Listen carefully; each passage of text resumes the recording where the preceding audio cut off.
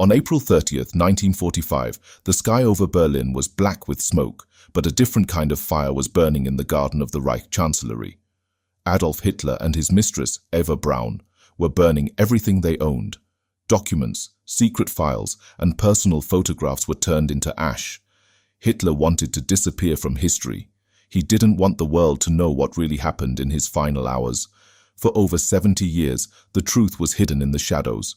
But now, thanks to a French officer named Commandant Raymond Rose and some newly found private documents, we can finally look inside that dark concrete tomb and see the pathetic end of the man who once thought he would rule the world for 1,000 years. To understand how Hitler ended up in a hole in the ground, we have to look back at who he was. This was the man who started as a failed artist in Vienna, sleeping in homeless shelters. He was a lonely soldier in the muddy trenches of World War I, but he used his voice and his anger to rise to power, promising Germany a 1,000-year empire. By 1945, that dream had turned into a nightmare. The great leader was now a broken man, hiding 30 feet underground in a place called the Führerbunker. This wasn't a palace. It was a cold, damp, concrete maze designed by his architect, Albert Speer.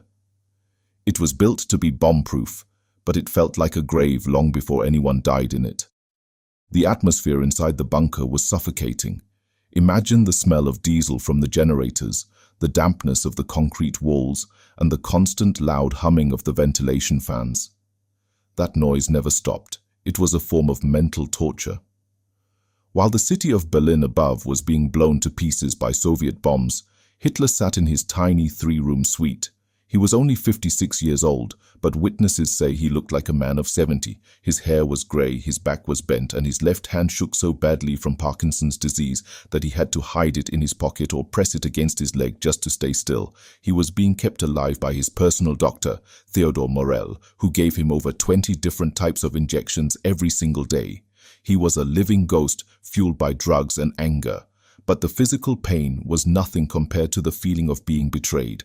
Hitler's whole life was built on the idea of total loyalty, but in those final 10 days, the people he trusted most turned into his worst enemies. First, there was Hermann Göring. He was Hitler's chosen successor, the man who was supposed to lead if Hitler died. But while Hitler was trapped in Berlin, Göring sent a telegram from the south. He basically said, "Since you're stuck in a hole, I'm taking over now." Hitler went into a terrifying rage, screaming that Göring was a traitor and a drug addict. He ordered Göring's arrest immediately, but then came the betrayal that truly broke his heart. He found out through a BBC radio report that Heinrich Himmler, the man he called Loyal Heinrich, was secretly trying to surrender to the Allies. Himmler was the head of the SS, the most feared man in Germany, and he was trying to save his own life by making a deal behind Hitler's back. For Hitler, this was the ultimate Judas moment. He realized that the empire he built was not falling because of the enemy, but because his own brothers were stabbing him in the back. In the middle of all this madness was Eva Braun. She had been Hitler's secret mistress for 13 years. The German public didn't even know she existed because Hitler wanted people to think he was married to Germany. While Hitler's generals were trying to run away or make deals, Eva chose to stay. Her private letters show that she was a woman who was deeply lonely and scared of the dark, damp hole they were living in. But she saw her death as a romantic victory. She told her friends that she was happy because she would die with the man she loved. On April 29th, with the Soviet Red Army just a few streets away, they finally got married in a small, sad ceremony inside the bunker. There was no music, no cake, just the sound of bombs falling overhead. Right after the wedding, Hitler called his secretary, Traudl Junge, and dictated his final will. He didn't say sorry for the millions of lives lost or the destroyed cities.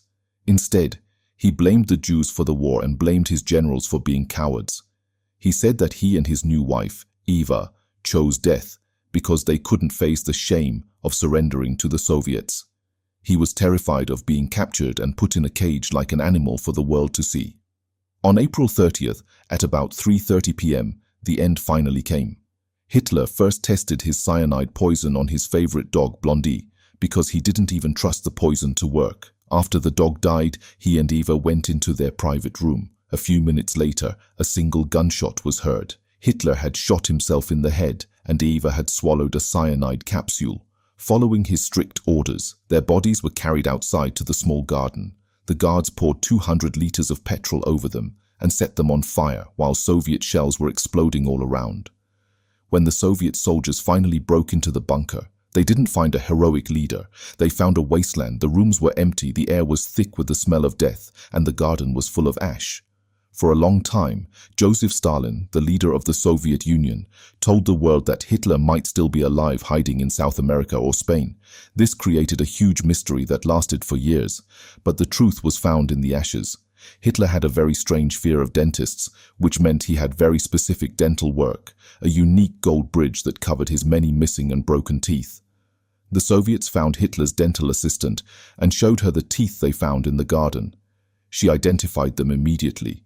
That small piece of metal was the only thing that survived the fire. It was the final proof that the man who wanted to rule the world had died in the mud, betrayed by his friends, and was reduced to nothing but a few burnt teeth. This story reminds us that even the most powerful dictators end up alone when their dreams are built on hate. Hitler wanted to leave no trace behind, but history found him anyway.